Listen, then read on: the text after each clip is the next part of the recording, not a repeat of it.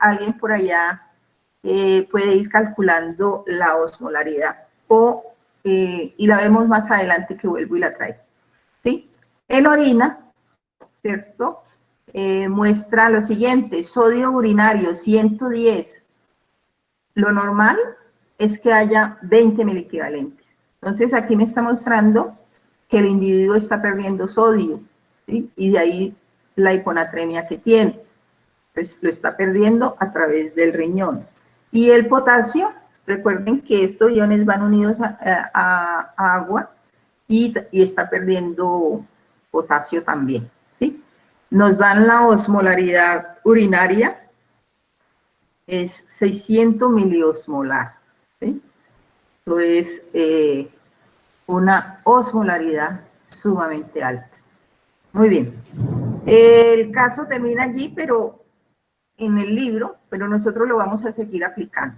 Ellos dicen que tiene una hiponatremia hipotónica, ¿cierto? Secundaria a un síndrome de secreción inadecuada de hormona antidiurética. Yo lo puse en rojo para que lo tengan ahí en la mente y vamos a ver qué es lo que pasó a través de la osmolaridad, los mecanismos de transporte, ¿cierto? Y los mecanismos de contracorriente con este paciente y su hormona antidiurética. Entonces vamos a repasar lo que es osmolaridad, ¿sí? La osmolaridad, osmo, primero, digamos, vamos a usar esta plumita, yo quitaría la palabra os, ¿cierto? Y me voy a referir a molaridad. Cuando hablamos de molaridad, moles, ¿cierto? Muchachos, yo no sé escribir mucho así, pero espero me disculpen la hermosura de letra. Estamos hablando de moles. Moles son unidades de concentración. Moles en un volumen dado, ¿sí? Cuando yo hablo de volumen, ese volumen está en litros, ¿sí? Entonces, molaridad es moles sobre litro. Partículas sobre volumen. Partículas sobre volumen, ¿sí? Pero como estoy hablando de seres humanos, estoy hablando de células, y las células tienen membrana, y los líquidos se mueven a través de esa membrana. Entonces estoy hablando de un fenómeno que se llama ósmosis, ¿sí? Más adelante lo vamos a ver, y por eso ya no me refiero solo a molaridad, sino que me refiero a osmolaridad, ¿sí? La osmolaridad es la concentración molar que tiene el plasma, que tiene una célula, ¿sí? Por una unidad de volumen. ¿Y qué significa? Todas las partículas que hay en ese plasma por litro, ¿sí? Litro. Concentración, partículas en un litro. Partículas en un volumen, y ese volumen se expresa en litro, osmolaridad. Pero hay otra palabra que es muy corriente y muy usada. Por ejemplo, conozco que al doctor Murillo Will le gusta más usar osmolalidad,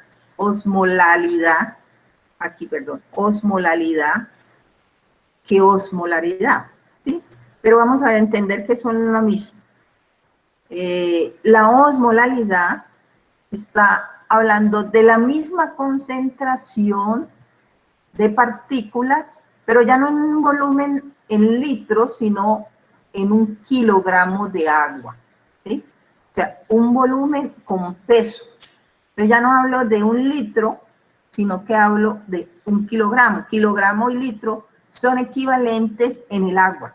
Por eso yo les digo que osmolaridad y osmolalidad son equivalentes. Si la densidad del agua es 1, entonces no hay problema. Podemos estar hablando de osmolaridad y osmolalidad de la misma forma, ¿sí? Como si fueran sinónimos. Pero hay que entender que no son sinónimos, porque el plasma no es agua. El plasma tiene una gran cantidad de cosas que hacen que la osmolaridad sea, digamos, un poco menor cuando estoy hablando de osmolalidad. Entonces seguimos con osmolaridad y vamos a hablar del tema de ósmosis, ¿sí? Y yo tengo aquí una célula, digamos que esta es una célula y este es su medio externo. Y esa célula está separada de su medio por una membrana. Ahí estoy hablando de osmosis, ¿sí? Y hay un soluto que va a tratar de pasar, o mejor en este caso, hay un agua que va a tratar de pasar de aquí para allá a tratar de diluir.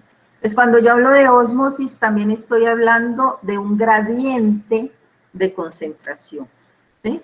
Va a haber un sitio que tiene menos partículas que otro. Entonces, si estoy hablando, por ejemplo, de plasma, ¿cierto?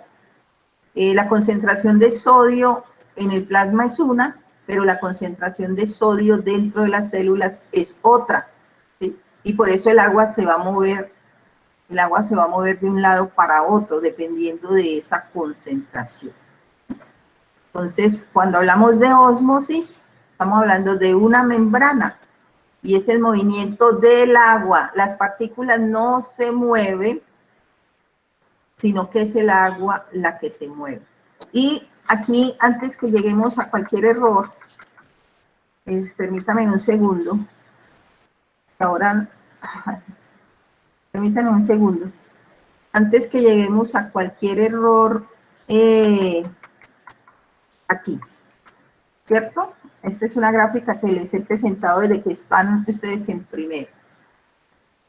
Cuando yo estoy hablando de los compartimentos líquidos, estoy hablando que la que se mueve es el agua, ¿sí? El agua se mueve, y eso se llama ósmosis. Y el agua se mueve desde un lugar de menor concentración a uno de mayor concentración, ¿tratando de qué? Tratando de igualar las concentraciones. Este es el líquido intracelular y este es el líquido extracelular. Todo, absolutamente todo lo que pasa en cambios de volumen o en cambio de solutos ocurre en el líquido extracelular. Entonces, el paciente, ¿qué le pasó?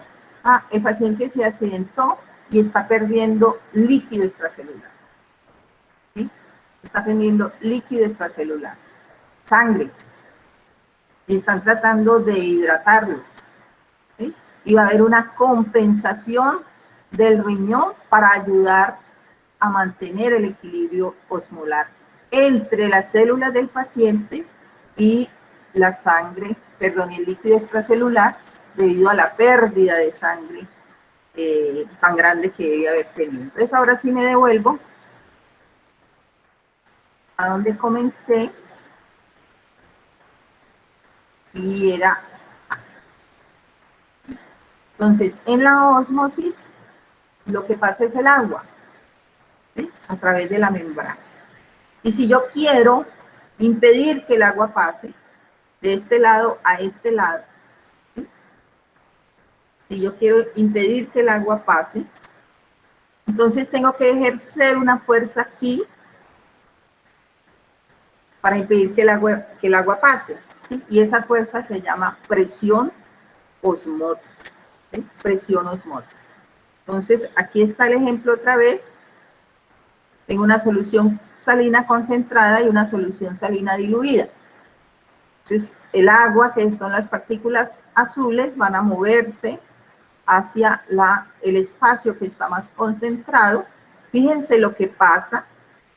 El volumen de aquí se disminuye. El volumen ahora es menor, ¿sí? Porque el agua se fue para allá. Y el volumen de estos eran los volúmenes, el volumen de este creció, ¿sí? Entonces, si este es el líquido intracelular, entonces lo que tenemos es que esas células están llenándose de agua, están, digamos, edematizando. Muy bien, entonces les hablaba de la presión osmótica. ¿Y qué es la presión osmótica? Pues la fuerza que hay que hacer aquí para evitar que el agua pase. ¿Sí? Aquí tengo agua y aquí tengo una solución muy concentrada. ¿Qué es lo que va a hacer el agua? Pasar. Y para evitar que ella pase, entonces existe una presión osmótica. Y esto es muy importante también para el tema de la filtración renal. Entonces, estamos recordando cosas.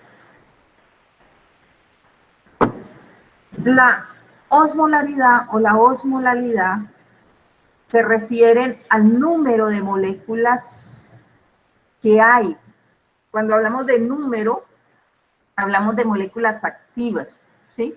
No de la masa de las moléculas activas. Entonces, fíjense en esto. ¿Cuál de las dos soluciones tiene más osmolaridad? Las dos tienen la misma osmolaridad. A pesar de que esta tiene glucosa y esta tiene fructosa, ¿sí? Tiene un 1 molar de glucosa que no se disocia.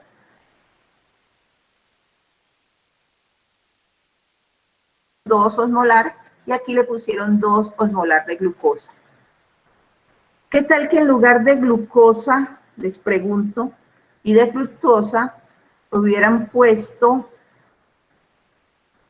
¿cierto?, una solución,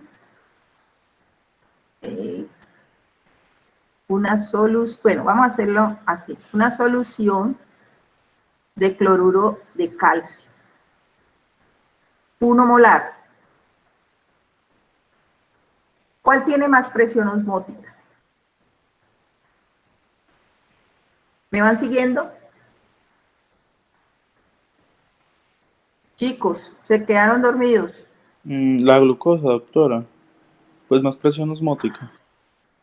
La otra tiene más número de Perdón, ¿cuál es moléculas. más osmolar? Perdón, disculpen. ¿Cuál es más osmolar? Esta que tiene cloruro de calcio, voy a volver aquí a rayar, qué pena con ustedes. ¿Sí? En lugar de, ya no le voy a poner ni glucosa ni fructosa, sino que le voy a poner una solución, ¿cierto?, de cloruro de calcio, que es así. Entonces, ¿cuántas partículas osmóticamente activas hay en esta y cuántas en esta? Y esta solución es, si quieren, 2 molar. ¿Sí? 2 molar. Entonces, a simple vista uno dice 2 molar y 2 molar, ¿cierto? Y 2 molar, pues están iguales en molaridad. Están iguales en molaridad. Y en osmolaridad, ¿son iguales? No, doctora, la glucosa tiene No, más. una tiene, sí. La glucosa actúa como una solita partícula. La glucosa no se disocia, la otra sí. ¿Y la otra en cuántas partículas se disocia? Casi dos. Se disocia en 3 partículas, ¿sí? Una partícula es calcio y la otra partícula es cloro, pero hay 2 cloros. Entonces tengo 3 partículas. 1 molar de aquí y 1 molar aquí por 2. Entonces, esta solución es 3 osmolar. ¿Sí? 3 osmolar. ¿Por qué? Porque está hecha de soluciones que se disocian. Y la osmolaridad va a depender del número de partículas que tiene esa solución. Y por eso es que cuando hacemos y calculamos la osmolaridad del plasma, ¿sí?, donde el cloruro de sodio es el que domina, el cloruro de sodio es el que domina el plasma, entonces nosotros simplemente decimos 2 por sodio. ¿Sí? En ese paciente, ustedes recuerdan, el paciente tenía 117, ¿sí?, 117 miliequivalentes, entonces sería, para hallar una osmolaridad rápida del plasma, yo multiplico 2 por 117. ¿Sí? ¿Por qué por 2? Porque el cloruro de sodio tiene 2 partículas osmóticamente activas, las dos actúan como si fueran separadas. Entonces, fíjense que el cálculo de la osmolaridad del plasma, el cálculo rápido que uno hace, ¿sí?, es tomar cuál es la concentración de sodio y multiplicarla por 2. Porque el sodio siempre está acompañado del cloro. Siempre. Bueno, y de otros iones como el bicarbonato, pero predominan esto. Entonces, fíjense que aquí ya me está diciendo que esa osmolaridad del plasma de este paciente está muy bajita, ¿cierto? Esto da 234, caray. Bueno, 234. ¿Alguien me dijo cuál era la osmolaridad normal?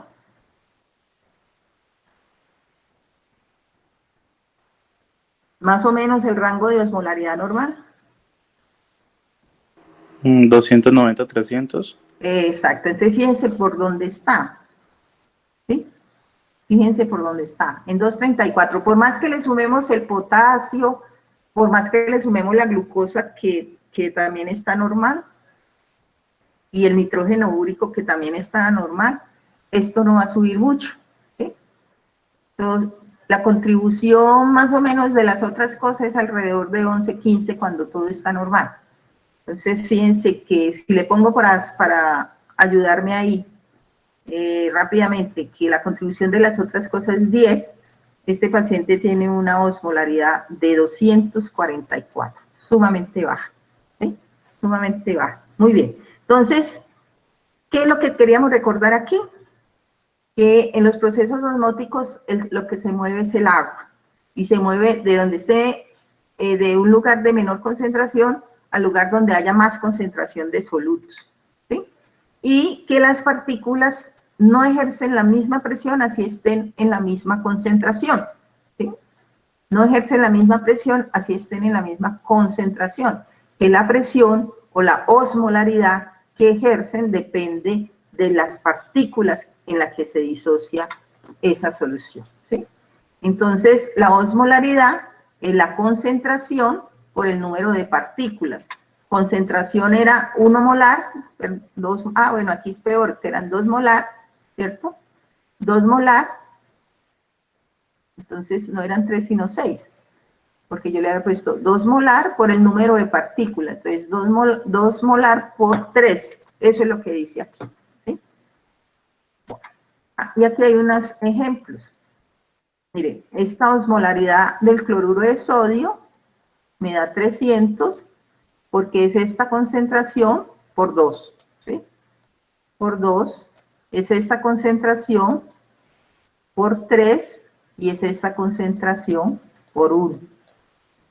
Esas son la osmolaridad que ejercerían esas sustancias en 1 litro de solución. ¿Listo?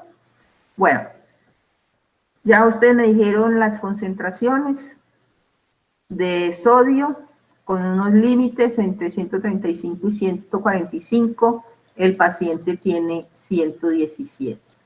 Y aquí está afectada la osmolaridad. ¿Sí? Esta cifra solo indica la relación entre sodio y agua.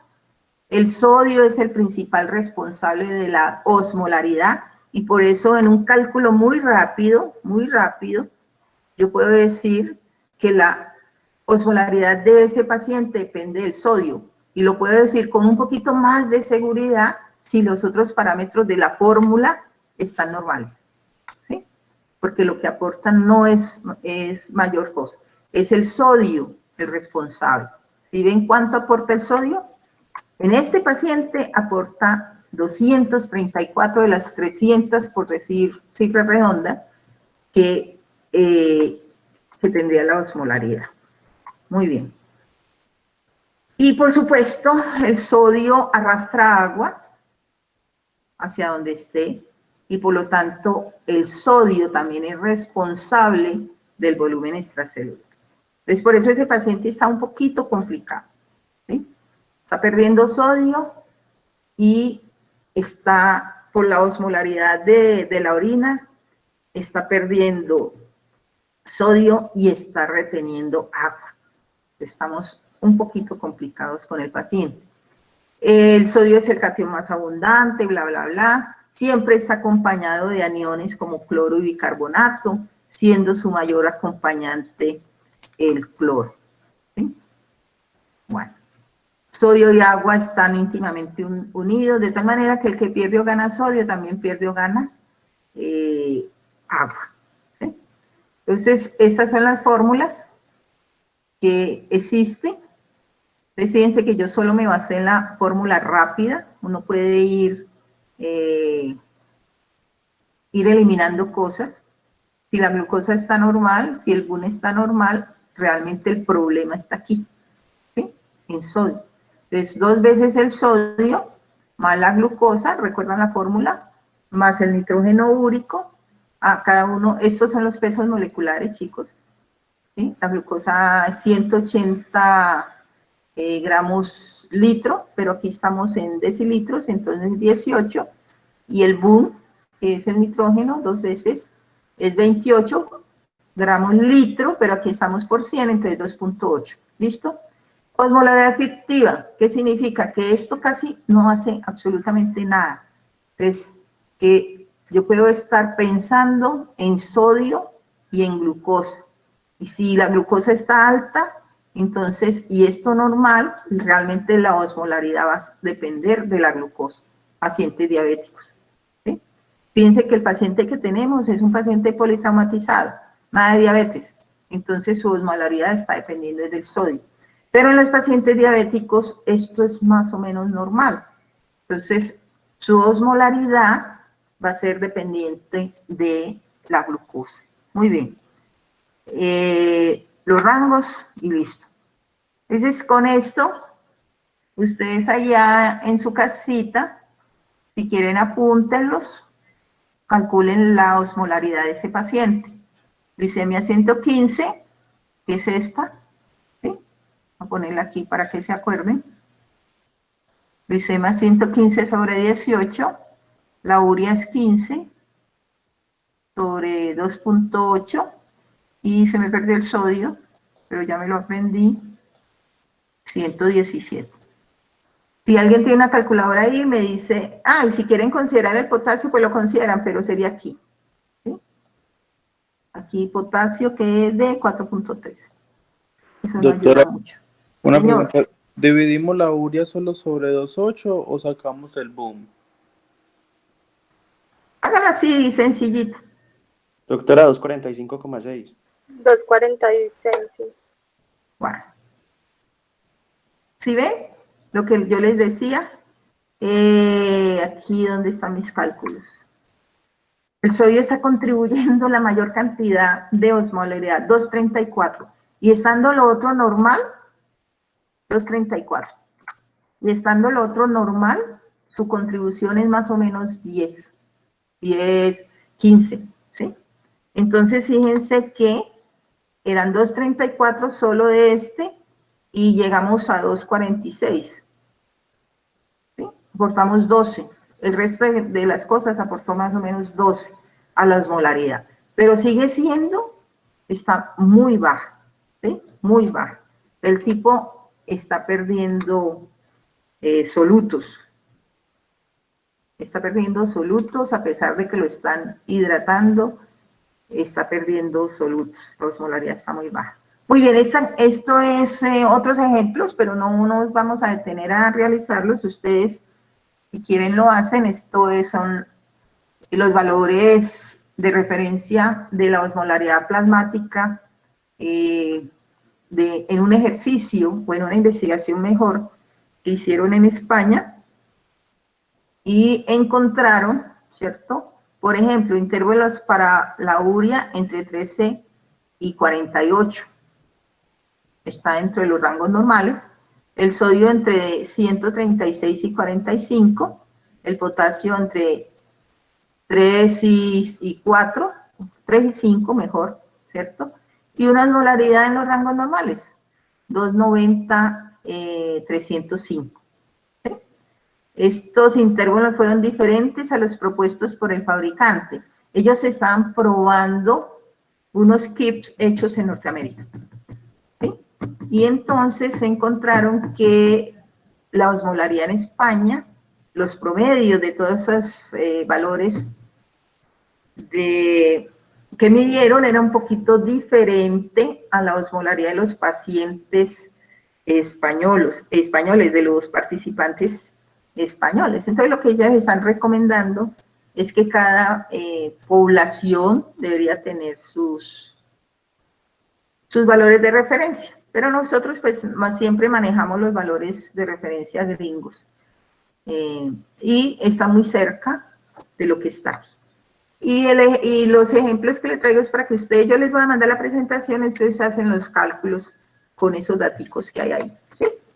Bueno, vamos a ver, vamos a irnos metiendo un poquito más. Ahora vamos al riñón. El riñón preserva el volumen extracelular. ¿Recuerdan todo lo que pasa en los líquidos corporales de nuestro organismo? Están pasando en la parte extracelular. Pues, se hidrata o se deshidrata la parte extracelular y es a través del riñón que vamos a regular el tema, ¿sí? Porque recuerden que les dije que sodio siempre va unido con agua. Si sodio siempre va unido con agua, entonces movemos sodio, movemos agua. Entonces el riñón va a regular ese volumen extracelular a través de la excreción o retención de sodio. En este momento no, ese paciente, ¿qué está haciendo? ¿Sí? Ese paciente está excretando sodio. Está excretando sodio y está reteniendo agua. Así de sencillo. ¿Por qué digo que está reteniendo agua? Porque si está excretando una orina concentrada, ¿sí? Quiere decir que está reteniendo el agua. Vamos a ver por qué está reteniendo el agua. Concentración de sodio en los líquidos extracelulares. Y de una vez, está reteniendo agua porque el individuo perdió volumen, entonces quiere ganar volumen. ¿Sí? Entonces las células perdieron volumen, deben ganar volumen, se retienen agua, y para retener agua está perdiendo sodio. Entonces está complicando el tema. La concentración de sodio en los líquidos extracelulares regula el balance de agua. Y el balance de agua, ¿quién lo pone? Pues la sed. ¿Sí? En este individuo está en coma, difícilmente nos va a decir tengo sed, ¿cierto? Pero el otro mecanismo con el que dispone para controlar el volumen de agua es la hormona antidiurética. ¿Alguien sabe dónde se libera la hormona antidiurética?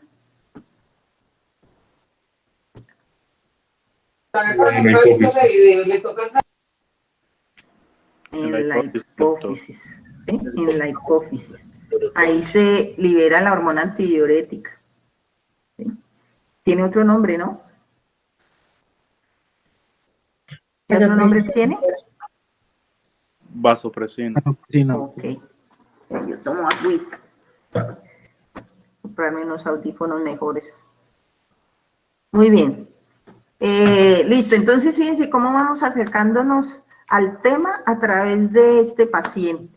¿Sí? Entonces ya sabemos, el tipo se desbarató, perdió sangre, su organismo responde tratando, o si pierde sangre pierde volumen, su organismo responde tratando de ganar ese volumen a pesar de que lo están hidratando, ¿cierto? Su organismo responde tratando de mantener ese volumen, y para mantener ese volumen agua, ¿sí?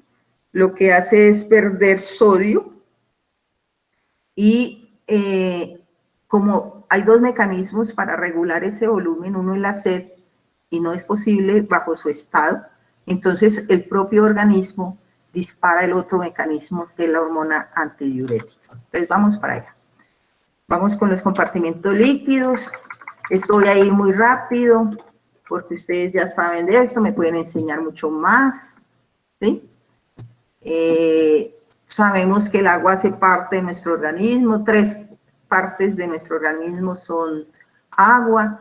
Las mujeres tenemos más agua que los hombres, el tema es de grasa corporal, la grasa almacena más agua, entonces por eso tenemos el peso, el contenido de agua es mayor, y almacenamos más grasa porque nuestro organismo está diseñado para sostener vidas, ¿sí? A través de la reproducción. Entonces todo está fríamente calculado.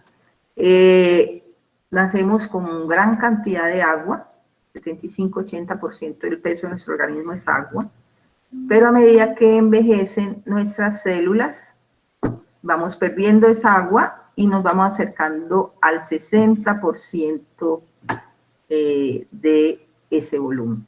¿Listo? Muy bien.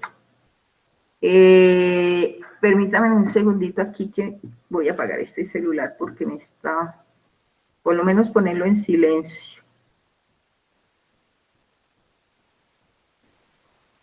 Listo. Voy a decir aquí que estoy en clase y que no molesten. Y se fue. Ok, gracias. Chicos, entonces, para recordarles, tenemos dos con grandes compartimentos, el intracelular y el extracelular. El 60% del agua que tenemos, ¿cierto? Del agua que tenemos está dentro de las células y el 40% está por fuera de las células. Ese 60% representa el 40% del peso corporal y este 40% representa el 20%. Entonces hay cálculos simples para saber cuánta agua tenemos. Aquí están los compartimentos. Todo esto, incluso el agua intersticial, es líquido extracelular y todo esto, ¿cierto? Que hay aquí, el líquido intracelular, fácil. Aquí está representado en un cuadrito. El líquido extracelular, perdón, intracelular y el líquido extracelular que incluye el plasma y que incluye el líquido intersticial, ¿sí? Y lo que estamos perdiendo, lo estamos perdiendo por aquí, a través de la piel, de los riñones y de la respiración. ¿Sí? Y lo que estamos ingiriendo, entonces también lo estamos ingiriendo a través del espacio extracelular. De tal manera que lo que le pase a nuestro espacio extracelular le va a pasar al otro espacio. Y les dejo entonces, esto es la tareita de que recuerden, calculando su peso, ¿sí? Su peso, cuánto volumen tienen en cada uno de los compartimentos, usando este diagrama. ¿Listo? Esa es la tarea, es un repasito.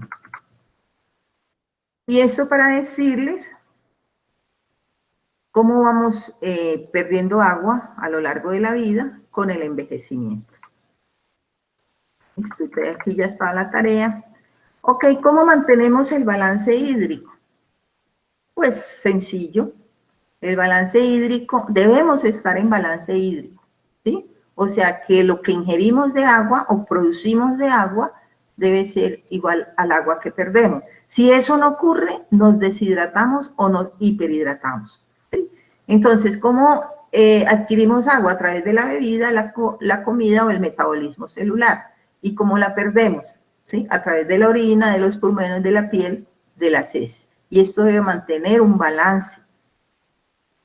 Debe mantener un balance. Entonces aquí el paciente que está en coma tiene ese problema de mantener el balance hídrico. ¿Por qué? A menos, y como lo están haciendo, ¿cierto? Le están dando líquidos. Le están suministrando líquidos porque él ya no va a tener estos dos, ni comida ni bebida. Entonces hay que suministrarles agua a través de, pues, suministrarse, ¿cierto? Y él va a seguir respirando, posiblemente esta no ocurre, pero él va a seguir teniendo pérdidas, pero la mayor parte de las pérdidas está en la orina. ¿Sí? Entonces debe haber un equilibrio hídrico, el agua que se ingiere debe ser el agua igual a la que sale, y a propósito, cuando uno está frente a un computador debe hidratarse más, porque la luz de la pantalla, etcétera, etcétera, puede ayudar a deshidratar. Muy bien. Más o menos nosotros manejamos un diario de 2.250 mililitros de agua, ¿sí? Que adquirimos a través de la dieta y que adquirimos a través de tomarla directamente, ¿cierto? Y que ese mismo volumen que ingerimos o de metabolismo que tenemos de agua debe ser eliminar. Recuerdo, lo que pase en el LIC pasará en el LEC, y que lo que primero ocurre es aquí, en el LEC. Listo. Iones. Esto también es de repaso, para poder irnos entrando en el tema. Entonces, iones que tenemos en los líquidos, ¿sí? Entonces, extracelular, intracelular. Miren, ¿quién manda en el extracelular? El sodio. Y por eso podemos calcular la osmolaridad del sodio, perdón, la osmolaridad del plasma solo con tener la concentración de sodio. Así de manera rápida, pues, pero obviamente ustedes son médicos muy bien entrenados y van a estar en hospitales que les pueden hacer todos esos parámetros rápidamente. Entonces pueden hacer sus cálculos. Pero si llegaran a un sitio donde no les pueden hacer todos los parámetros rápidamente y solo tienen sodio, háganle con el sodio, ¿sí? Muy bien, fíjense que dentro de la célula no hay nada. Entonces, si yo me refiero al fenómeno de ósmosis, aquí hay una diferencia de concentraciones brava. Y si el sodio puede pasar a través de la membrana, claro que pasa, hay canales de sodio. Entonces, ¿hacia dónde irá ese sodio? Ese sodio va a ir hacia el líquido intracelular, ¿sí? Pero no podemos alcanzar el equilibrio. Entonces, ese medio intracelular nos tiene que devolver el sodio. ¿Y cómo nos lo devuelve? Para mantener ese gradiente de concentraciones a través de mecanismos de transporte. Bueno, ya lo vamos a ver. Potasio 3 a 5, ¿sí? Mientras que el que manda en el medio intracelular es el potasio. Entonces aquí ya hay un gradiente de concentraciones que nos mantiene la célula en equilibrio dinámico. O sea, la concentración afuera debe ser más o menos la concentración adentro, aunque sean de iones diferentes, ¿sí? Entonces van a haber tendencias de movimientos. Fíjense que el sodio va a querer salirse de la célula y el potasio va a querer salirse de la célula y el sodio va a querer entrar a la célula. Y como no podemos permitir que esto se equilibre, entonces existen unos mecanismos que se llaman mecanismos de transporte activo, ¿sí? Muy bien, entonces seguimos aquí. Los otros iones, fíjense como el cloro también es muy importante, acuerden que es el contraión del sodio, pero que les dije que el sodio también se acompaña de otros iones negativos como el bicarbonato. ¿Alguien me está hablando? Es que tengo ¿Alguien está hablando? ¿Alguien quiere comentar algo? Tengo un ruidito aquí, no sé si es que alguien quiere hablar. Bueno, chicos, antes de que se desmayen ahí y se queden dormidos, esto es lo que pasa. Entonces, en el plasma, el catión más importante es el sodio, mientras que en las células es el potasio. Y el contraión en el plasma es el cloro, mientras que en la célula es el fosfato. Ustedes saben cómo se mueve esto, ¿sí? Y cómo finalmente es la osmolaridad. 290, que es la suma sodio, potasio, cloro, ¿sí? O 2 veces sodio, como quiera, más potasio, más la glucosa, etc. Bueno, eso solo era recordar. Entonces vamos a hablar ahora, si hasta ahí tienen preguntas, háganlas. Voy a ir donde están ustedes para verlos. ¿Alguien tiene una pregunta?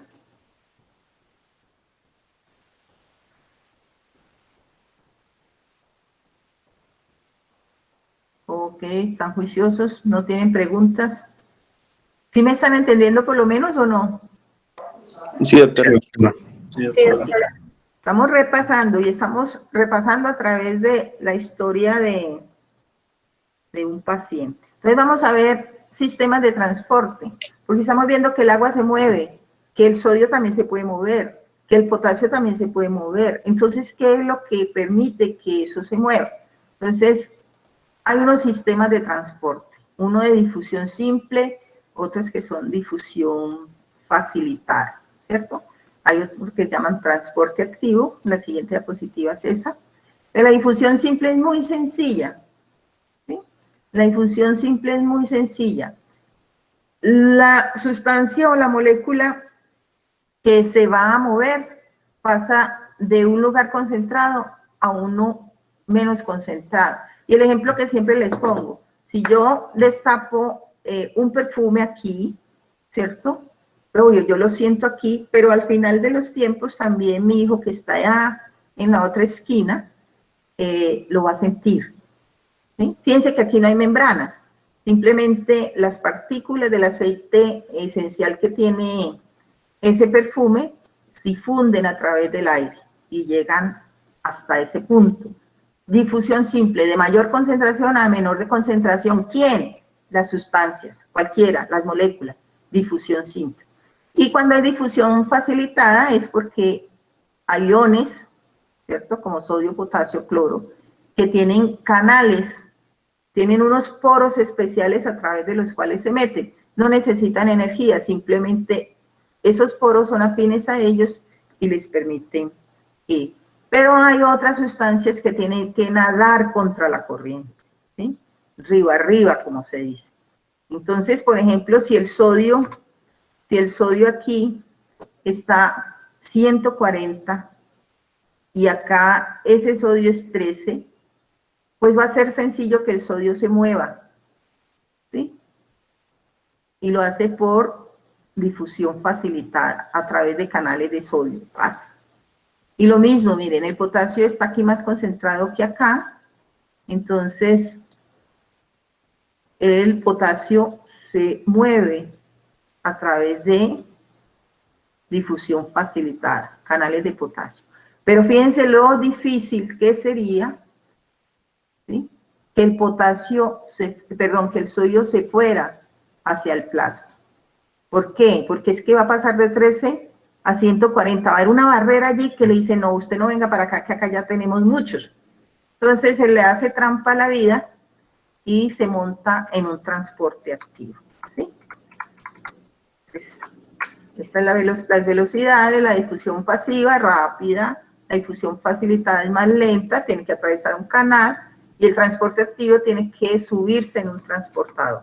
Entonces el transporte activo requiere gasto de energía, va en contra del gradiente y es contratransporte, una sustancia va y otra viene o se importa. ¿Sí? Aquí está la bomba sodio-potasio, en la cual saca sodio de la célula, ¿sí? Y mete potasio. Saca sodio de la célula y mete potasio. Y eso requiere energía. Y cuando se acaba la energía, la célula muere, ¿sí? Porque no es capaz de mantener el gradiente. Mientras, por ejemplo, la glucosa, digamos que este es una célula del borde en cepillo en el intestino. Entonces la glucosa va a entrar a la célula intestinal acompañada de sodio.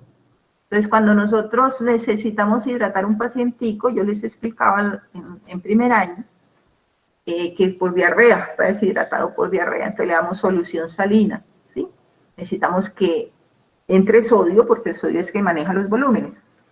Bueno, como el sodio entra a esa célula, le metemos un poquito de azúcar al suero para que facilite, ¿cierto?, la entrada del sodio. Entonces, transporte activo, una entra y otra sale, una sustancia cotransporte, una sustancia se ayuda con la otra, transporte activo que puede ser contratransporte, una entra y otra sale, o dos sustancias entrando apoyadas en el transporte de una.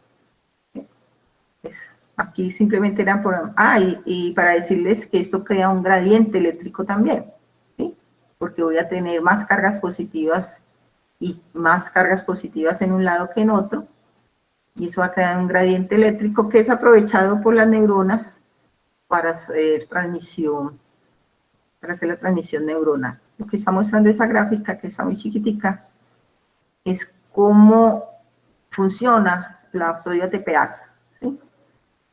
Por aquí pega sodio, acuérdense que lo va a sacar de la célula, del interior, y deja potasio, ¿sí? Deja potasio, y acá cuando ya está afuera, deja sodio y pega potasio. Eso es lo que está diciendo ahí, representado en esta forma. Bueno, chicos, hasta ahí este tema. Ahora sí vamos a entrar en el tema de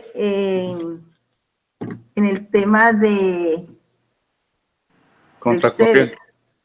el tema de contracorriente. Pero es que yo no podía explicar contracorriente si ustedes no saben lo que está ocurriendo. Entonces vamos a explicar contracorriente. Doctora, Dime. yo tenía una pregunta con respecto al paciente, pues al caso. Si bien es que, o sea, es que no sé por qué como al paciente no se le han o no han surgido los mecanismos de regulación del riñón, como por ejemplo el sistema renina-angiotensina, ¿por qué sigue excretando aún más sodio si el paciente está teniendo hipovolemia?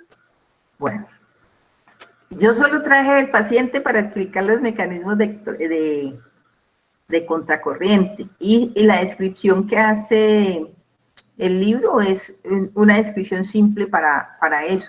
Seguramente que hay otros análisis que le han hecho al paciente que al final ni siquiera dicen si el paciente sobrevive o no sobrevive, creo que no, por las condiciones en las que estaba. Claro que también se disparan los otros mecanismo de renina-angiotensina, de vasopresión, ¿sí? Para evitar la pérdida de más líquidos, claro, pero aquí solo estamos tomando el mecanismo de la hormona antidiurética, por lo que vamos a explicar el sistema de contracorriente, ¿sí? O sea, si quisiéramos profundizar más, tendríamos que traer más datos del paciente para entender los otros mecanismos que también se disparan. Fíjense que yo solo estoy tomando dos mecanismos, el mecanismo de la sed, el mecanismo de la hormona antidiurética. Pero el mecanismo de la sed lo descartamos por el estado comatoso del paciente. Entonces, solo le queda su estado de hormona antidiurética y los líquidos de reposición que le están suministrando. Pero es obvio que los otros mecanismos también están disparados, pero parece no estar funcionando. Chicos, entonces miren, estructura de la nefrona. Eso ya lo saben, supongo, ya han visto todo esto, pero yo se los voy a repasar, ¿cierto? Este es un nefrón o nefrona. Este es el comienzo, y aquí está el túbulo colector, el final. Aquí llega el capilar, y aquí comienza todo el proceso.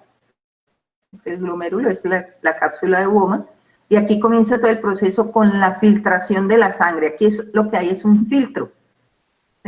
Y ese filtro me va a detener muchas cosas grandes, por ahí no puede pasar proteínas, por ejemplo, a menos que el filtro esté dañado, por ahí no pasan proteínas, porque las proteínas son muy grandes, y por ahí solo pasan iones y agua. ¿Sí? Y van a ocurrir una serie de procesos a lo largo del túbulo proximal, realmente está aquí dibujado como si fuera liso, pero es contorneado, el asa de Henle, y el túbulo contorneado distal, ¿sí? Y esto también tiene, bueno, aquí hay una ampliación de esa asa de Henle, pero aquí está dibujado de la manera más simple. Pero esto está ocurriendo, y este túbulo está ocurriendo en un espacio del riñón, este es el riñón, bueno, es un riñón, y entonces este riñón tiene una parte externa y una parte interna. Entonces, la parte de corteza y la parte de médula, ¿sí? Y ese nefrón se mete o, digamos, se distribuye en las tres regiones. ¿Y por qué es importante saber de estas tres regiones? ¿Sí? Porque cada una de estas regiones va a tener una osmolaridad distinta. Y aquí ya hay gradiente osmolar, y aquí empieza el tema de el contracorriente, ¿sí? El tema de mecanismos de contracorriente. Aquí hay una concentración menor, aquí mayor, y la concentración va en este sentido, ¿sí? Y entonces va a haber un flujo de agua y de solutos desde el intersticio, esto se llama el intersticio, hacia los túbulos, ¿sí? Y para complicar el tema, entonces viene, ¿cierto? Viene lo que se llama Estos dibujos míos son horrorosos. Bueno, lo que se llama el vaso recto, ¿sí? Por donde está circulando la sangre, que también va a tener un flujo de entrada y salida de iones y de agua. Entonces, resumiendo, esta es la estructura. Y esa estructura, en esa estructura van a ocurrir estos procesos. Se filtra, este es el capilar, ¿sí? Este es el flujo del capilar. Se filtra y aquí en esto se va a producir la orina, ¿sí? Entonces, hay filtración, pero además, ¿cierto? Parte de lo que se filtró puede ser reabsorbido otra vez hacia el capilar, pero además, ¿sí? Aquí hay reabsorción completa, pero además, lo que no pudo ser filtrado aquí, digamos, puede ser secretado al tubo. Entonces tenemos filtración, reabsorción, secreción y excreción. Lo último que ocurre es la excreción, ¿sí? Esos son como los procesos que hay. Entonces una sustancia se filtra. Si no la necesitamos para nada, por ejemplo, el color rojo que tiene, ¿ustedes han comido remolacha alguna vez? Remolacha es como es una pepa roja. ¿La han comido o no? Sí, doctora. Bueno, la remolacha tiene una sustancia roja que se llama inulina. Nosotros no necesitamos la inulina para nada, pero se absorbe a través del intestino y tal, ¿cierto? Entonces la inulina, esa sustancia que tiene, ¡pum!, esa remolacha se filtra toda y se excreta, y por eso cuando comemos mucha remolacha, pues la orina es roja y las heces son rojas, ¿sí? Entonces es una sustancia que se filtra. Pero una sustancia, por ejemplo, como el sodio, nosotros la filtramos, pero necesitamos retener sodio, ¿sí? Entonces se reabsorbe. Una sustancia como la urea se filtra, se reabsorbe y se secreta. ¿Por qué la urea se filtra, se reabsorbe y se secreta? Porque la urea está diseñada en la evolución para ayudar a mantener este gradiente que teníamos aquí, ¿sí? De menor a mayor.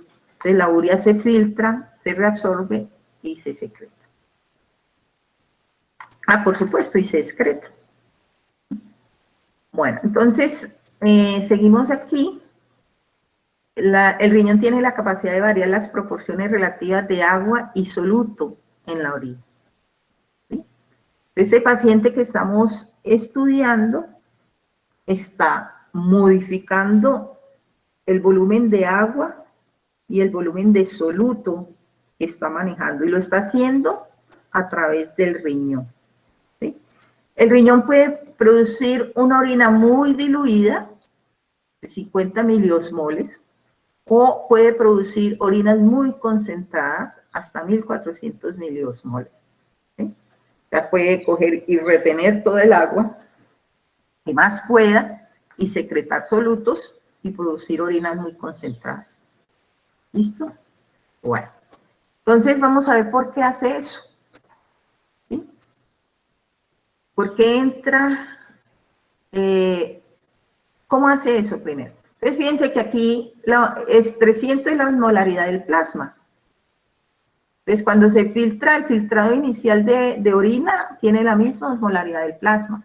Y nosotros no podemos llegar allá con esa misma osmolaridad. Estaríamos perdiendo cosas, ¿sí? Entonces fíjense que a medida que va recorriendo, se va recorriendo el nefrón, la concentración osmolaridad cambia. Entonces pasamos de 300 a 100. Se pasó de concentrado a diluido en todo este camino. ¿Cómo es posible que pasamos de 300 a 100? Hay dos maneras. O entró agua y diluyó, ¿sí? O salió soluto y también diluyó. Me explico. Okay. ¿Sí? Hay dos maneras en que yo puedo, en una solución que está así, concentrada, hay dos maneras que yo la puedo volver diluida. Uno, le meto agua Entonces, contemos 1, 2, 3, 4, 5, 6, 7, 8. Ahora tengo 8 partículas en 100 y le puse 100 más de agua. Entonces, ahora tengo 8 en 100, ¿sí? Pero ahora tengo 8 en 200. La diluí. Aquí tenía 8 y ahora tengo 4. Entonces, aquí tenía 300 y ahora tengo 100. Le metí agua. El riñón es capaz de poner agua dentro del túbulo o también, o sacar, ¿no? Entrar o sacar. O también es capaz de sacar solutos. Entonces, en lugar de yo aumentar el volumen aquí, tengo 8, saco 4. ¿Sí?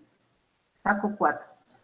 Y ahora tengo 4 en 100, lo mismo que si hubiera aumentado el agua. Esos son los mecanismos. ¿De qué depende que entra o sale agua o que entran o salen iones? Depende de la permeabilidad de estas membranas. Y resulta que la nefrona tiene permeabilidades diferenciales a lo largo de los túbulos. ¿Sí? Tiene permeabilidad para el agua en una región, tiene permeabilidad para el sodio en otra región. Y va manejando la salida de agua, no sé si alcanzan a ver, ¿cierto? Por ejemplo, aquí en esta parte del túbulo sale agua. ¿Sí? Y ven cómo al perder agua, aquí también pierde agua, ¿sí? Se va concentrando.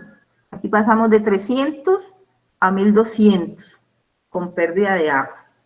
Pero resulta que en esta parte de la nefrona, en la parte ascendente, ¿cierto? De la asa de Henle, lo que hace es sacar solutos. ¿Sí? Y entonces, al final de cuentas, entró concentrada y salió diluida. Primero, hizo una pérdida de aguas para concentrarla, por eso esto, la concentración va en este sentido, y acá salen solutos.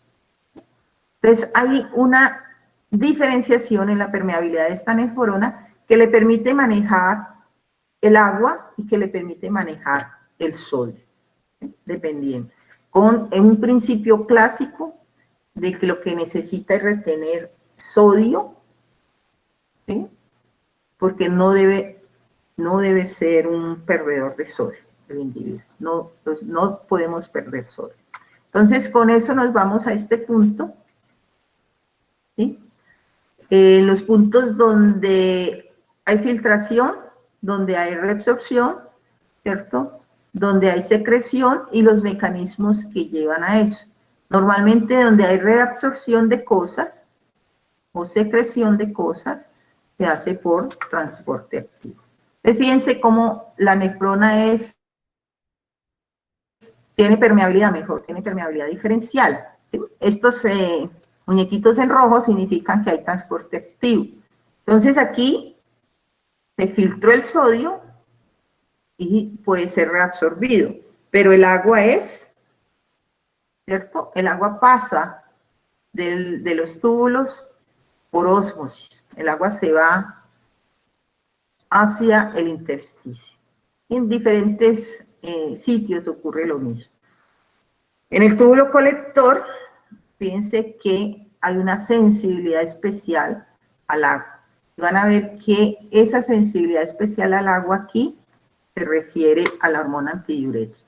Pero no olviden que esto está ocurriendo en la nefrona, pero también hay unos procesos, disculpen, hay unos procesos que están ocurriendo en los vasos rectos. ¿Sí? Entonces aquí llegó el capilar y siguió su camino, y fíjense que hace la misma, tiene la misma penetración si quieren, o los mismos convoluciones que quieren, que el túbulo, y aquí es donde empiezan los mecanismos de contracorriente, ¿sí? Que ayudan a mantener primero la osmolaridad del intersticio, para que la sustancia que queramos excretar, que en este caso es la azul, se excrete, pero que la sustancia que queremos rescatar, que en este caso es la roja, se rescate. ¿Sí ven? Se filtraron ambas, pero finalmente rescatamos la roja y eliminamos la azul. Ok. Lo que estamos diciendo en esta diapositiva es la sensibilidad de las distintas partes de la nefrona, ¿cierto?, hacia el movimiento de sodio y de agua. Muy bien. Es la sensibilidad del túbulo colector. ¿Sí? Y aquí me quiero detener para entender un poco lo del paciente. ¿Sí? La concentración del líquido depende aquí en este túbulo, la concentración del líquido tubular depende de la hormona antidiurética. Altas concentraciones de ADH, ¿cierto?, van a hacer que nosotros retengamos más agua y que la orina, ¿sí?, la orina sea concentrada. Entonces, si miramos lo del paciente, creí que lo había puesto ahí, pero yo me acuerdo, la osmolaridad del paciente era de 600 miliosmoles, casi que la mitad de la capacidad del riñón para concentrar. Es decir, está produciendo 600 miliosmoles de osmolaridad en su orina, quiere decir que hay una alta producción de ADH, que está obligando a ese riñón a retener agua y a excretar solutos. ¿Sí? Bueno, y aquí algo importante es el manejo de la urea. De una vez lo meto aquí, que era en otra clase, pero de una vez lo meto aquí para que lo entendamos. La urea sufre los procesos, todos los procesos que puede sufrir en una sustancia en el riñón. Es filtrada, es reabsorbida y es secretada, y es excretada, los 4 procesos: filtrada, reabsorbida, secretada y excretada. ¿Sí? Entonces, digamos que se filtra el 100% de la urea, digámoslo, se reabsorbe en el túbulo contaminado principal el 50% de lo que se filtró, ¿cierto? Y en el túbulo colector se reabsorbe más. Pero antes de reabsorberse eso, en las ramas descendentes y en la fina ascendente ya se ha secretado urea. De tal manera que al final, ¿sí?, el 40% de la urea que se filtró aquí se secreta, se excreta. Ahora, ¿para qué queremos saber lo de la urea nosotros? Pues que es que la urea es muy importante en los mecanismos de contracorriente. Porque la urea, amiguitos, miren aquí, la urea me ayuda a mantener este gradiente. ¿Se acuerdan que el gradiente va así? El gradiente donde aquí está más diluido y aquí más concentrado, pues la urea lo que apoya es mantener ese gradiente. Y es necesario mantener ese gradiente para que el riñón pueda filtrar la sustancia, eliminar lo que no necesita y recuperar lo que necesita. Entonces, a través de ese gradiente, él puede manejar el agua, ¿sí?, y puede manejar el sodio. Entonces, la urea lo que está ayudándonos, pues no solo que nos desintoxica el organismo, sino que nos ayuda a mantener ese gradiente y a que funcionen los sistemas nuestros. Bueno, el intersticio medular, este espacio que estamos aquí hablando, vamos a hablarlo en términos de concentraciones, ¿sí? Empezando diluido, recuerden que aquí entra la sangre con 300, ese supone es un 3, con 300 osmolar, y se va concentrando, ¿sí? Se va concentrando. ¿Por qué se va concentrando? Ya vimos en alguna diapositiva anterior que va saliendo agua. Entonces, si yo quito agua, concentro, ¿sí? Quito agua, concentro. Estas flechitas en azul son agua, no cloruro de sodio. El rojo es el cloruro de sodio. ¿Listo? Entonces, fíjense lo concentrado que está aquí. ¿Sí? Entonces, ya empezamos el mecanismo de contracorriente.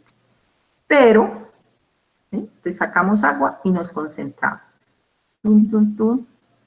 Pero, para volver al punto inicial, o por debajo del punto inicial, aquí ya no teníamos agua, ya no podemos sacar más.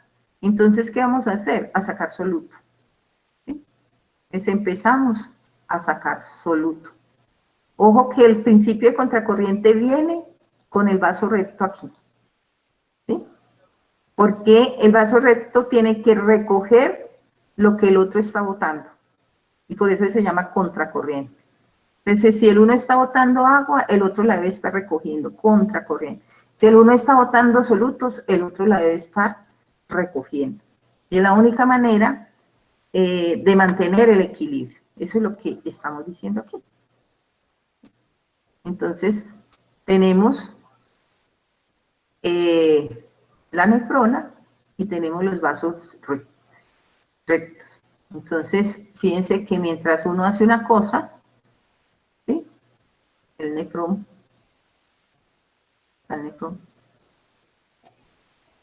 ¿sí? Túbulo colector, el vasito debe estar haciendo otra cosa, ¿sí? Si el uno está botando el agua, lo que necesitamos es retener agua, pues entonces no se puede quedar en el riñón, se saca del túbulo y la vasa recta debe recoger el agua y llevarla otra vez por fuera del riñón, ¿sí? Lo que necesitamos es mantener sodio, pues entonces el túbulo lo saca y el vaso recto lo recoge. Mírenlos aquí juntos, bueno, no juntos, en dos posiciones separadas, pero ellos están juntos, así como se ven aquí, ¿sí? Están juntos. Entonces, fíjense aquí, el agua sale en esta parte. Voy a poner, creo que tengo una diapositiva mejor. Ay, perdón. No sé qué pasó. Pero aquí están juntos. Creí que tenía una diapositiva mejor. Así, aquí sí. El agua va a salir. ¿Sí? Cuando el agua sale de la base recta, entonces entran solutos, ¿sí? ¿Y estos solutos de dónde vienen? Estos solutos vienen de los solutos que está sacando, ojo, uno entra y el otro sale, ¿cierto? Entonces la nefrona está sacando solutos. ¿A dónde van? Tienen que ir a los vasos rectos, ¿sí? Y si, al contrario, que está ocurriendo aquí, el agua está saliendo, ¿cierto? Si el agua está saliendo de los vasos del nefrón, entonces debe estar entrando, es esta diapositiva, debe estar entrando a los vasos rectos. Entonces, para ponerlo así en términos simples, las rayitas azules son agua. Si el agua sale del vaso recto, ¿sí? Tiene que estar entrando al nefrón. Si los solutos salen del nefrón, tienen que estar entrando al vaso recto. Y se mantienen los mismos gradientes alrededor de esa forma de U que tiene el vaso recto, ¿sí? Y es lo que ayuda a mantener el gradiente en la nefrona y que ayuda a recuperar agua y solutos, porque se mantienen los mismos gradientes, ¿sí? Mientras el uno saca, el otro mete y mantienen los gradientes. Y si no, sería imposible. Eso es lo que se llama el mecanismo de contracorriente, ¿sí? Eso es lo que se llama el mecanismo de contracorriente, donde uno, ¿cierto?, mete agua, saca solutos. ¿Lo están viendo? O sea, hay uno que mete agua y saca solutos, por ejemplo, el vaso recto, ¿sí? Y el otro, me volví. Y el otro hace lo contrario, ¿sí? Entonces, si el vaso está sacando agua, está entrando solutos. Si la nefrona está entrando agua, está sacando solutos. Eso es lo que estamos viendo en esta serie de diapositivas. Entonces vamos a tratar de terminar aquí con el caso del paciente. Aquí todo es teoría. Los dos están Doctora, qué acoplados. pena. Dime. ¿Será que me puede volver a repetir lo que acaba de explicar? Es que se me fue la luz y entonces pues quedé perdida. Bueno, vamos a tratar de volver aquí. ¿Qué es el mecanismo de contracorriente? Primero, y lo explico para todos, es necesario mantener el gradiente de concentración medular de la nefrona, ¿sí? Y de su intersticio. Es necesario mantener esto, que de la parte de la corteza hacia la médula, el gradiente aumenta. Segundo principio, necesitamos en unas condiciones tener agua, ¿cierto? Retener agua mejor, y en otras condiciones retener sodio. Entonces eso nos va a llevar a producir orina diluida, si retengo sodio, ¿sí? U orina concentrada, si lo que retengo es agua. En el caso de nuestro paciente era importantísimo para él mantener el volumen por las pérdidas, me imagino que el politraumatismo le causó grandes heridas y grandes pérdidas de sangre, entonces todos sus mecanismos se dispararon a mantener el volumen, ¿sí? Entonces, vamos a mantener sodio y vamos a mantener agua, pero es importante que entiendan que uno u otro arrastra. El sodio arrastra agua y el agua arrastra sodio. Pero los mecanismos están diseñados así, o retengo sodio o retengo agua, ¿sí? Entonces, primer principio, hay que mantener esta osmolaridad, porque este mecanismo de gradientes de concentración nos permite, o le permite al riñón sacar o meter cosas, ¿sí? Sacar o meter cosas, que esa es su función. La función es retener o eliminar. Entonces, ¿cómo lo hago? A través de gradientes de concentración. ¿Listo? Y hay dos estructuras, que es el nefrón y que son los capilares, en forma de vasos rectos. Así se llama, vasos rectos. ¿Listo? Que los dos están juntos. Y que los dos tienen procesos similares, sacar y meter cosas. Pero que el mecanismo de contracorriente lo que implica es que lo que haga el uno, el otro lo hace contrario, para poder mantener este gradiente. Me explico. Si los dos sacaran agua al mismo tiempo, ¿qué pasaba? Pues esto se diluye, ¿sí? O si los dos sacan sodio al mismo tiempo, ¿qué pasa? Pues esto se concentra absolutamente todo. Entonces el mecanismo significa que lo que haga el uno, lo tiene que hacer el otro igualito, pero contrario, ¿sí? Entonces, imaginen superponer este vaso aquí, ¿listo? Entonces, la nefrona está sacando agua, ¿sí? De este lado la nefrona está sacando agua, ¿listo? Si de este lado la nefrona está sacando agua, para mantener este gradiente, de este lado el túbulo tiene que estar metiendo agua. Si de este lado, ¿cierto? La nefrona está sacando sodio, ¿lo ven? Los verdes son sodio. Entonces, de este lado, ¿cierto? El túbulo tiene que estar metiendo sodio. Y eso es lo que significa aquí. Entonces, el túbulo saca sodio, pero mete sodio. Depende de qué, de lo que está haciendo la nefrona. ¿Sí? El túbulo saca urea, pero mete urea. ¿De qué depende? De lo que está haciendo la nefrona. Entonces, es el mecanismo de contracorriente que está puesto aquí. A ver si soy capaz. Creo que cuando moví los dibujos me la embarré. ¿Sí? Entonces, fíjense. El azul y el rojo se refieren a lo que está sucediendo en el vaso recto. ¿Sí? Entonces, aquí el vaso recto está metiendo solutos, sodio. ¿De dónde están saliendo esos solutos? No puede sacarlos del intersticio. Bueno, los está sacando del intersticio, obvio.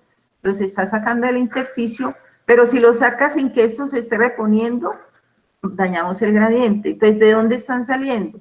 Pues en estos momentos la nefrona debe estar sacando sodio, ¿sí? que es el sodio que entra al intersticio y que es el sodio que recoge el capilar. ¿Listo? Y dice, el vaso recto está sacando agua. ¿Sí? Entonces la nefrona, bueno, pongámosla aquí, la nefrona está metiendo agua. Y allí los dos equilibran, la osmolaridad del intersticio. ¿Sí? Ahora, ¿podemos meter o sacar más agua y más sodio? Sí. Y aquí está el responsable de que podamos meter o sacar más sodio. Y se llama el túbulo colector. ¿Sí? Y ese túbulo colector, fíjense que no lo tengo aquí, sino aquí. Ese túbulo colector, se me perdió, es altamente sensible. ¿Sí? Disculpen el ruidito de la diapositiva. Ese túbulo colector es altamente sensible a las hormonas. Perdón, a las hormonas, no a todas las hormonas, a una hormona que se llama la hormona antidiurética. ¿Hasta ahí te quedó claro? ¿O se volvió a ir la luz? Doctora, creo que se le fue la luz otra vez. Ah, qué pecadito. Bueno. Bueno, no sé cómo haremos eso. Igual dice que gracias, doctora. Muy amable. Ok. ¿Alguno de ustedes le explica, por favor? ¿Sí? Bueno, eso es lo que está mostrando el transporte activo del sodio, el mecanismo de entrada y salida. Y yo quería llevarlos, aquí. ¿Sí? Yo quería llevarlos aquí, donde en cada una de las partes hay salida de agua, el descendente, sensible al agua, permeable, perdón, al agua, muy permeable al agua, ¿sí? Y la parte de acá es la parte gruesa de la ascendente, que es con mecanismos de transporte activo, elimina sodio, ¿sí? Bueno. La urea es que está explicando cada uno de los mecanismos de cómo pasa la una a la otra, y aquí estamos. Entonces nos vamos a quedar aquí un minutico. ¿Sí? Mecanismos de eliminar agua, ¿sí? Pero no excretar solutos. Recuerden que nosotros dependemos mucho del sodio. Entonces 300 es el filtrado, aquí, se reabsorben solutos, se reabsorbe agua, de tal manera que sigue la misma concentración. ¿Sí? Siempre que vean esta esferita aquí, eso es transporte activo. O mejor, siempre que estamos hablando de reabsorción de sodio, que es el transporte activo. Bueno, le reabsorbemos en la misma cantidad. Nos vamos para la descendente. Dije que está altamente permeable al agua. ¿Sí? Entonces, altamente permeable al agua quiere decir que va a perder agua. ¿Sí? Y se va a ir concentrando. ¿Sí? Se va a ir concentrando. ¿Quién está recogiendo esa agua? Posiblemente la está recogiendo, ¿cierto? El capilar. Bueno. Y nos vamos a la ascendente, que no deja salir agua, pero sí saca solutos. Entonces volvemos a concentraciones menores. ¿Listo? Parte de ese soluto también es excretado, o mejor, transportado en el distal. ¿Sí? Y aquí, en el túbulo colector, entonces hay una sensibilidad importantísima a la hormona antidiurética. ¿Sí? La reabsorción de cloro y de sodio en ausencia de AH, que en ausencia de esta hormona, esto es totalmente impermeable al agua. Se puede reabsorber más sodio si no hay hormona. Pero cuando hay hormona, entonces parte del sodio es arrastrado con... cuando hay hormona, se retiene el agua y parte de sodio es excretada. ¿Cuál es el mecanismo de formar orina diluida? ¿Sí? Entonces, si uno lo ve aquí, para formar orina diluida, uno de los mecanismos es no secretar hormona antidiurética, ¿sí? Para formar orina concentrada, como la que tiene el paciente, el mecanismo importante aquí es la alta secreción de hormona antidiurética, ¿sí? Entonces, en resumen, nuestro paciente, ¿cierto? Nuestro paciente, en términos renales, sé que uno no puede separar a un paciente de todos los mecanismos fisiológicos bioquímicos que están ocurriendo en su organismo, pero aquí yo lo he disectado solo para ver su función renal frente a la hormona antidiurética, ¿cierto? Esto es lo que está pasando. Esta es la osmolaridad de la orina.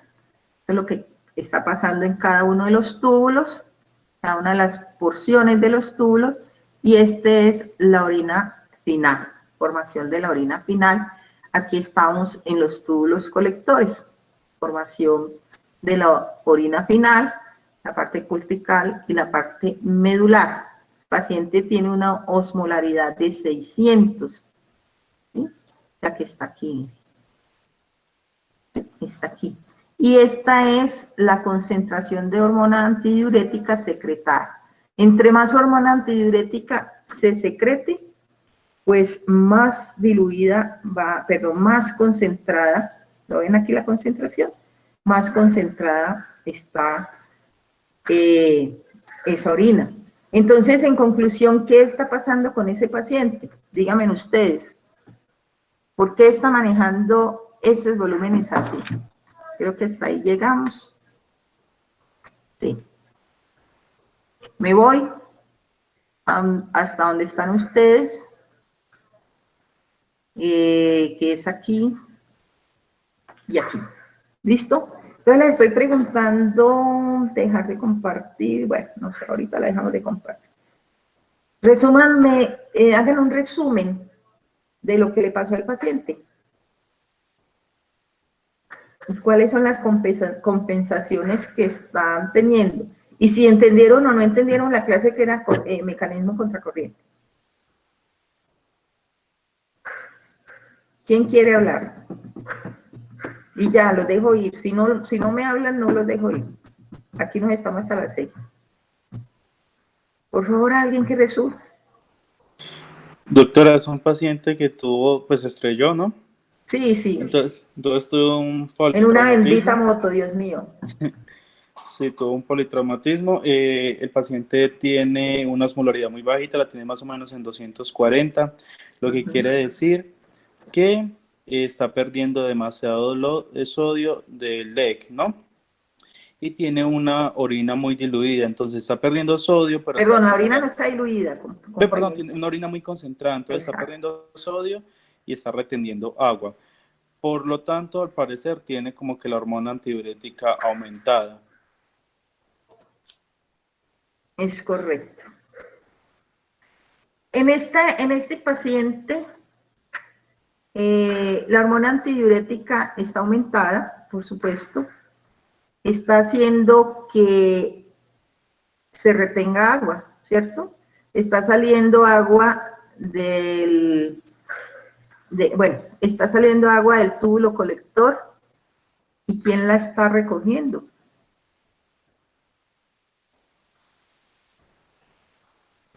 Los vasos rectos para volverlos a llevar a la circulación. Correcto. Y de esa manera está aumentando el volumen, ¿sí? Y ahí es donde está funcionando el mecanismo de contracorriente. El uno sale agua del túbulo colector por acción de la hormona antidiurética y lo está recogiendo el vaso recto y lo está llevando otra vez a la circulación y está aumentando el volumen del paciente. Pero en esa salida de agua, el paciente está perdiendo sodio, ¿sí? Entonces ahí es donde ustedes tienen que aprender el manejo después del paciente. No me vayan a preguntar eso, que no es de mi campo. ¿Sí? Lo único que estoy tratando de explicarles es la fisiología y la bioquímica de los mecanismos contracorriente. Bueno, chicos, ¿sí aprendieron algo o no? Sí, doctora.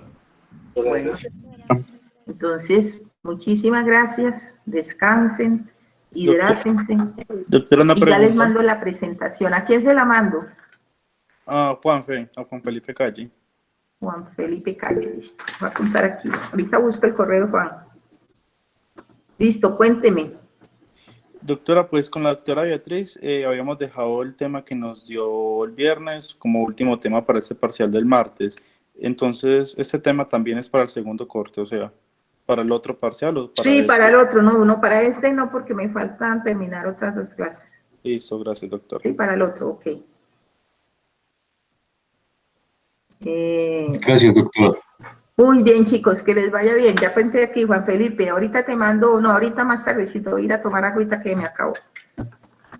Chao, que descansen. Cuídense mucho. Gracias, doctora. Buena tarde. Bueno, Gracias, doctora. Buena tarde. chao. Gracias, doctora. Gracias, doctora. Buenas Gracias, tardes. doctora. Gracias, doctora. Hasta luego. Chao, chicos.